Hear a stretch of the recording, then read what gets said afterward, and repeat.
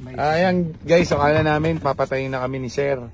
Ang natawad lang namin 2,000 kasi magagalit daw yung misis niya. So pinabuo sa amin yung bayad, tapos inabutan daw si Jared doon 2,000. Bait ni Sir, salamat Sir. Thank you Sir. Oh, may less kami 2,000.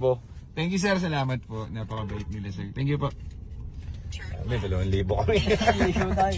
So uwi na tayo at wala tayong dalang unit kasi pupunta na dun yung towing. Ayaw natin isugal, masisira lang yung ibang parts na. Ano sabi ni Sir? Ang tawag daw? Tawag sa kanya dyan? Papa rin eh.